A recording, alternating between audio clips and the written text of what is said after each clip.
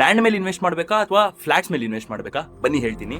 ನೋಡಿ, ಫಸ್ಟ್ ನೀವು ಏನು ತಿಳ್ಕೊಬೇಕು ಅಂದ್ರೆ ಇನ್ವೆಸ್ಟ್ ಮಾಡ್ತಾ ಅದು ಲ್ಯಾಂಡಲ್ಲಿ ಆಗಿರಲಿ ಅಥವಾ ಫ್ಲಾಟಲ್ಲಿ ಆಗಿರಲಿ, ನೀವು ನಾನು ಉಳಿತೀನಿ ಅನ್ನೋ ಮೈಂಡ್ ಸೆಟ್ಟಲ್ಲಿ ಯಾವತ್ತೂ ಪರ್ಚೇಸ್ ಮಾಡಬೇಡಿ. ಇವೆಂಚುಲಿ ನೀವು ಸೇಲ್ ಮಾಡ್ತೀರಾ, ನಾನು ಸೇಲ್ ಮಾಡ್ತೀನಿ, ಲಿಕ್ವಿಫೈ ಮಾಡ್ತೀನಿ ಅಥವಾ ಬೇರೆ ದೊಡ್ಡ ಪ್ರಾಪರ್ಟಿ ಖರೀದಿ ಮಾಡ್ತೀನಿ, ಆ ಥರ ಮೈಂಡ್ ಸೆಟ್ಟಲ್ಲೇ ಪರ್ಚೇಸ್ ಮಾಡಿ. ಅವಾಗ ನೀವು ಮಿಸ್ಟೇಕ್ ಮಾಡಲ್ಲ, ಅವಾಗ ನೀವು ಬೇಸಿಕಲಿ ಪ್ಲೇಸು ನೋಡಲ್ಲ. ಯಾಕಂದ್ರೆ ನೀವು ಲ್ಯಾಂಡಲ್ಲಿ ನಿಮಗೆ ROI ಜಾಸ್ತಿ ಬೇಕು ಅಂದ್ರೆ ನೀವು ಡೆವಲಪಿಂಗ್ ಏರಿಯಾದಲ್ಲಿ ತಗೊಬೇಕು. ಇವಾಗ ಸಿಟಿ ಔಟ್ಸ್ಕರ್ಟ್ಸ್ ಅಲ್ಲಿ ಯಾವುದೋ ಒಂದು ಲೇಔಟ್ ಆಗ್ತಿದೆ, ಅಲ್ಲಿ ನಿಮಗೆ ಕಡಿಮೆ ರೂಪೀಸ್ ಪರ್ ಸ್ಕ್ವೇರ್ ಫೀಟ್ ಅಲ್ಲಿ ಸಿಗುತ್ತೆ. ಯಾವಾಗ ಆ ಲೇಔಟ್ ಅಲ್ಲಿ ಮನೆ ಯಾರಾದ್ರೂ ಮನೆ ಕಟ್ತಾರೆ ತಗೊಂಡಿರೋರು, ಅವಾಗ ನಿಮ್ ಲಿಟರಲಿ ಆ ಪರ್ ಸ್ಕ್ವೇರ್ ಫೀಟ್ ರೇಟ್ ಏನಿದೆ ಡಬಲ್ ಆಗುತ್ತೆ. ಸೊ ಅಗೇನ್ ಅದನ್ನ ನೋಡ್ಕೊಬೇಕು, ಲ್ಯಾಂಡ್ ಪರ್ಚೇಸ್ ಮಾಡ್ತಿರೋ ಜಾಗ ಎಷ್ಟು ಹತ್ರ ಇದೆ ಹೈವೇಗೆ, ಸೊ ಅದು ಡೆವಲಪಿಂಗ್ ಏರಿಯಾನ ಅಥವಾ ಡೆವಲಪ್ಡ್ ಏರಿಯಾನ. ಯಾಕಂದ್ರೆ ಡೆವಲಪ್ಡ್ ಏರಿಯಾದಲ್ಲೇ ನಿಮಗೆ ಅಷ್ಟು ರೇಟ್ ಇನ್ಕ್ರೀಸ್ ಆಗಲ್ಲ, ಅದು ಫ್ಲಾಟ್ಸ್ ಅಲ್ಲಿ ಆಗಿರ್ಬೋದು ಅಥವಾ ಲ್ಯಾಂಡ್ ಅಲ್ಲಿ ಆಗಿರ್ಬೋದು. ಆಮೇಲೆ ಫ್ಲಾಟ್ ಅಲ್ಲಿ ಏನು ಅಡ್ವಾಂಟೇಜ್ ಅಂದ್ರೆ, ಫ್ಲಾಟ್ ಅಲ್ಲಿ ಯೂಶಲಿ ನಿಮಗೆ ROI ಜಾಸ್ತಿ ಸಿಗಲ್ಲ, ಆಮೇಲೆ ಇನ್ವೆಸ್ಟ್ಮೆಂಟ್ ಕ್ಯಾಪಿಟಲ್ ಜಾಸ್ತಿ ಬೇಕಾಗುತ್ತೆ. ಬಟ್ ಫ್ಲಾಟ್ ಅಲ್ಲಿ ಏನು ಅಡ್ವಾಂಟೇಜ್ ಅಂದ್ರೆ ನಿಮಗೆ ಮಂತ್ಲಿ ರೆಕರಿಂಗ್ ರೆಂಟಲ್ ಇನ್ಕಮ್ ಸಿಗುತ್ತೆ. ಅದು ಓಲ್ಡ್ ಸ್ಕೂಲ್ ರೆಂಟಲ್ ಇನ್ಕಮ್ ಆಗಿರ್ಬೋದು, Airbnb ಆಗಿರ್ಬೋದು. ಆಮೇಲೆ ನೀವೆಲ್ಲಾದ್ರೂ ಫಾರಿನ್ ಅಲ್ಲಿ ಇದ್ರೆ ನೀವು ಬಂದು ಉಳಿಲೂಬಹುದು. ಸೊ ಲ್ಯಾಂಡ್ ಅಲ್ಲಿ, ಫ್ಲಾಟ್ಸ್ ಅಲ್ಲಿ ಅದರದೇ ಆದ ಅಡ್ವಾಂಟೇಜ್ ಡಿಸ್ಅಡ್ವಾಂಟೇಜ್ ಇದೆ.